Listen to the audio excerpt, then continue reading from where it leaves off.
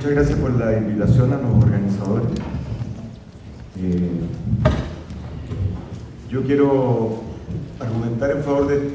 Tengo como tres conclusiones o argumentos, los leo. Primero, dice: la exclusión social ha alcanzado niveles extremos con los guetos y con la segregación o con la expulsión de la vivienda social fuera de las ciudades gracias a los mercados de suelo. Segundo, las desigualdades, esto es polémico, no son la causa de la segregación socioespacial, de la separación espacial de las clases sociales, sino que su efecto. Y creo que aquí hay harto que trabajar, tanto en términos empíricos como conceptuales, para ver la relación entre la segregación y las desigualdades. Hay, por supuesto, relaciones, que no tengan nada que ver, pero no es lo que habitualmente se piensa, eso es lo que creo. Y lo tercero, la segregación socioespacial es más un resultado del funcionamiento de los mercados de suelo que de las desigualdades o que el clasismo. Son altos temas, entonces voy a tratar de llenar los 15 minutos en la medida de lo posible. La exclusión social ha alcanzado niveles extremos, los guetos. No hay mucho que explicar, es decir, que haya lugares donde anida este fenómeno que yo le llamaría como una especie es un problema de acoplamiento de una serie de fenómenos sociales que son como que van primando valores antisistemas, por llamarlo así, antisistemas en términos muy generales, ¿cierto? Como abandonar las escuelas, drogarse, delito, crimen, violencia, incluso embarazos adolescentes, ¿cierto? De alguna manera no se sabe muy bien, hay harta investigación al respecto, pero ¿por qué se van acoplando estos problemas entre sí? Y eso se acoplan en territorios. Y lo que está claro es que los territorios que son homogéneos socialmente, en grupos populares, en condiciones de vulnerabilidad, son los territorios que cobijan más fácilmente el fenómeno del gueto. Entonces nosotros tenemos guetos. Lo debajo de Mena, que mencionaba el diputado, son viviendas que no tenían problemas constructivos, ¿no es cierto? A mí me parece un fracaso notable que se haya demolido vivienda, que se esté demolando vivienda social. No estoy de acuerdo, en principio, con demoler nada, menos lo que no tiene problemas constructivos. Entonces, habla de un fracaso. Y el otro hay hartos problemas que tienen que ver con segregación socioespacial, podríamos decir los NIMBYs, ¿cierto? Esos proyectos que nadie quiere, no hay en el sector oriente de Santiago, por ejemplo, salvo el aeródromo La Reina y esa planta de experimentación nuclear que no sé si funciona, ¿cierto? Que son muy antiguas, pero en general, todo lo que se considera proyectos que no quiero que estén cerca de mi casa, están en los lugares donde la gente tiene más problemas, claro, donde hay gente más pobre y tiene menos poder político.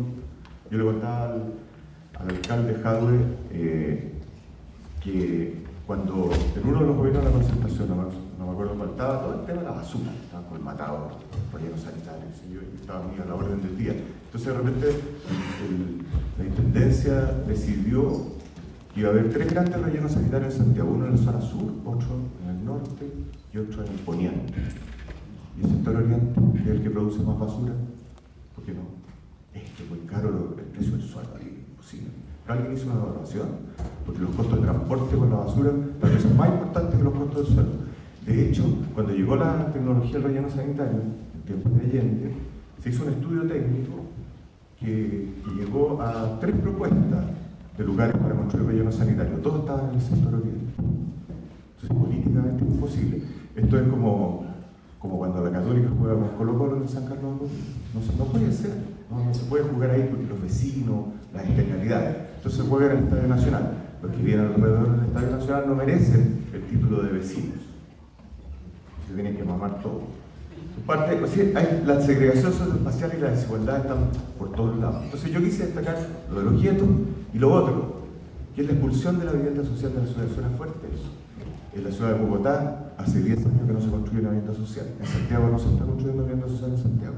Andan 50.000, algunos dicen 100.000 subsidios, vouchers en la calle. Gente que se le está terminando los plazos, hay mucho nivel de frustración, hay bastante más déficit del que uno se imagina. Es cierto que el déficit ha disminuido históricamente, pero todavía es bastante alto. En México es tan vasta la producción de vivienda social, como había una foto impresionante. En el censo del 2010, los mexicanos contaron un porcentaje altísimo de vivienda que está desocupada, pero la gente no la puede ocupar, porque no puede viajar 3 horas en cada sentido, ¿cierto? No le hace el día. A mí me encanta la ciudad de Punta Arenas, yo encuentro que el mercado de trabajo en Santiago es mejor. Yo viviría en Punta Arenas y trabajaría en Santiago todos los días, pero no puedo. No puedo, porque no me da la plata para el avión se demora más de 3 horas, o sea, no puedo materialmente. Bueno, eso me parece un chiste, es lo mismo que le pasa a la gente, lo que está pasando en Ciudad de México, entonces no pueden ocupar las viviendas. Entonces hay un fenómeno de exclusión que yo lo referiría en estas dos imágenes: gueto y expulsión de la vivienda social. Segunda conclusión: las desigualdades no son la causa de la segregación socioespacial.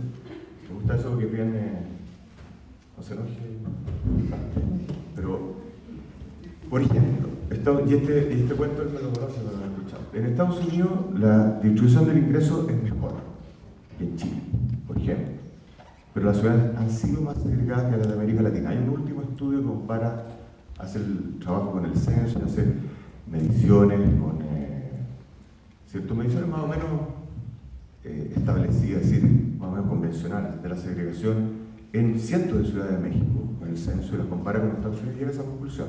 2012, un señor que se llama Monconen, con 2K, en la revista Eure. Llega a esa misma conclusión. Yo diría que hay una causalidad inversa, pero que es ocasional. La segregación socioespacial puede ser causa, o suele ser causa, del aumento de las desigualdades. ¿Por qué es ocasional? Porque funciona un fenómeno que nosotros, a falta de mejor nombre, le pusimos adolescencia urbana. Richard Sennett, el sociólogo gringo, con base en los trabajos de Erickson, psicólogo, sobre la crisis de identidad de la adolescencia, explica la segregación de las ciudades gringas. Y dice, mire, es tanta la movilidad social, que entonces la gente está saliendo, por ejemplo, de clase trabajadora, quiere construir una identidad de clase media, y para eso se va a vivir a unos barrios en que ojalá ninguna persona que vive ahí sea de condición de clase trabajadora, porque ellos pueden ser confundidos con la clase trabajadora, porque provienen de ahí. Tal vez todavía visten así, tal vez hablan, pronuncian la CH de esa manera, en fin, todos unos temas como de distinción social. Entonces, los más segregadores, los más exclusionarios, suelen ser personas que se ubican muy parecidos a los otros, a los que son excluidos. Entonces, estos fenómenos se ubican en parte de la escala social. Uno podría decir que el clasismo, porque uno dice, todos sabemos, somos clasistas. Todo este es un fenómeno, pero yo les estoy dando son unas ideas, ¿cierto? Por supuesto no pretendo cubrir entero el tema. El clasismo podríamos entenderlo como una estrategia para crear y defender nuevas identidades sociales en ciertas parcelas o regiones de la estratificación social. Les voy a leer un texto de un filósofo mexicano notable, que se llamaba Leopoldo Sea, con Z. Esto escrito el año 90, publicado el año 96, en un texto que se llama Derecho Humano y Problema Indígena. Comillas. Al indio le tocó asumir el puesto más pesado y difícil de la sociedad surgida al terminarse la conquista, la división de clases, que fue al mismo tiempo división de trabajo en las sociedades llamadas occidentales, tomó en esta América el carácter de una división de castas, un carácter racista que Europa ya había trascendido por obra y gracia del cristianismo. El indio fue visto como un instrumento al servicio de los intereses de sus conquistadores. Los trabajos más rudos correspondieron al vencido, quedando los del mando al conquistador y sus herederos. Y aquí viene la parte notable. El mismo hombre al que en la península le había tocado el papel de proletario, se transformó en las tierras conquistadas en señor, en amo, resistiéndose a tomar cualquier papel que le recordase la causa de su rebelión y el origen de una aventura que le había permitido revertir su situación. Numerosos ejemplos hay de la fobia que el nuevo señor tomó hacia quehaceres que le recordasen su antigua condición. Esos quehaceres, considerados como viles, serían para el indígena. Yo creo que esa es para mí el sentido profundo del clasismo. Entonces, se jode el trabajo, de alguna manera. Eso lo está diciendo Sea con eso. Y eso se ubica a veces en algunas partes de la estructura social. Contrastemos eso con lo que nosotros encontramos en un estudio grande que terminamos hace poco, que se se llama Cultura de Integración y Cohesión Social en la Ciudad de Chile. Nosotros habíamos hecho un estudio antes que había mostrado que la segregación espacial afecta negativamente a la gente. Entonces tomamos conjuntos de vivienda social con hogares lo más parecido en el punto de origen, cuando eran asignadas las viviendas. Y entonces comparamos conjuntos más segregados de la ciudad, es decir, rodeados de pobreza, y otros conjuntos en áreas más diversas socialmente. Y encontramos diferencias bastante fuertes en términos de, por ejemplo, salida de la situación de pobreza, empleo, ingreso. Las más afectadas las mujeres de los barrios más segregados. Hoy tienen que caminar cuando está oscuro, ¿cierto? Son más presos de la delincuencia, entonces el problema de desempleo era mayor, entre otros. Y entonces hicimos otro estudio que quisimos ver, bueno, lo que se puede concluir de ese estudio es obvio, hay que dispersar socialmente la vivienda social, mezclar. Entonces la gente dice, no, los chilenos son muy clasistas, nunca, jamás vamos a aceptar eso. Entonces hicimos una investigación, tenía una encuesta de 2.500 hogares en 3 ciudades, y una pregunta decía, si aumentaran los lugares en que la gente de distintas clases sociales pudiese encontrarse diariamente, ¿usted cree que esta ciudad se convertiría en una mejor ciudad, se convertiría en una peor ciudad? 72% a la BC1 en una mejor ciudad, hasta 82,6% del estrato E, una mejor ciudad. Entonces uno dice, bueno, pero la gente declara cosas así, ¿cierto?, lo políticamente correcto. Entonces nosotros nos metimos con más detalle. Y también había otra pregunta que decía, si está de acuerdo con la frase, ¿cree que es bueno que personas de distintas clases sociales vivan cerca? Santiago 54, perdón. Los que decían muy en desacuerdo, los que decían que era distinto a los de acuerdo, o los que ni de acuerdo ni en desacuerdo. Pero los que estaban muy en desacuerdo eran 29% en Santiago, 11,6% en Temuco, 10,9% en Antofagasta. La verdad es que ese es un tercer estudio. Y volviendo al estudio que yo les decía, de la muestra grande, ¿considera conflictivo convivir con gente de clase más baja? Sí siempre, o sí algunas veces, casi el 60% de la población. Estamos hablando de gente que dice, considero que sería mejor que viviéramos más cerca, pero sé que es conflictivo. Como para pensar, ¿cierto? De hecho, las ciudades latinoamericanas y también las ciudades chilenas eran bastante más mezcladas socialmente. Leí hace poco leí un texto de Gabriel Salazar, ese libro que se llama como, no me acuerdo, algo, peones y proletarios. No era guacho, no era como Gañán, como labradores, peones y proletarios. Gracias.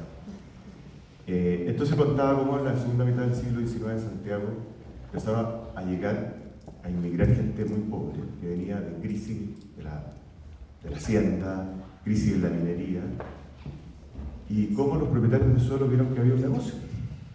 Entonces tizaron los terrenos, ¿cierto? Se los arrendaban, no había ninguna condición habitacional mínima ahí. Después eso se llamaron los mejoreros. Después también hicieron un conventillo, y también era un negocio. Entonces, los que comercian con el suelo y que rentan con el suelo pueden incluir a los sectores pobres, si hay negocio. Y ahora parte del negocio importante es gentrificar, que es invadir los sectores de más bajos ingresos con viviendas de clases medias o altas. Y eso que empezó ocurriendo en el centro, en Huechuraba, en Peñalolén, hoy día se está entendiendo toda la periferia, y hubo un fenómeno universal que está universalizándose en las ciudades latinoamericanas. Entonces, eso que no podemos vivir más cerca porque hay desigualdades, es muy mecánico. Las desigualdades no se reflejan así como en un espejo. Es más complicada la relación de las desigualdades con la segregación. La tercera afirmación, la segregación socioespacial, es más un resultado del funcionamiento del mercado del suelo que la desigualdad o el fenómeno, o el clasismo. No es que no importe la desigualdad o el clasismo, pero es más vasto el efecto, creo yo, de funcionamiento de los mercados de suelo, especialmente los liberalizados. Y entonces ahí yo estoy de acuerdo con el diputado que hay una responsabilidad del Estado, pero del Estado neoliberal, el Estado que asumió la doctrina de este neoliberalismo con este mito de los mercados. especialmente los mercados de suelo. ¿Qué está pasando hoy? Nosotros tenemos la tesis que hay una ruptura del patrón de segregación, está cambiando prácticamente en toda la ciudad del mundo. Por ejemplo, las clases medias en Estados Unidos mayoritariamente se están localizando hacia el interior de las ciudades y están, no es que los suburbios se estén vaciando, pero hay una tendencia, hay un cambio en la dirección hacia donde crecen las ciudades, en la forma.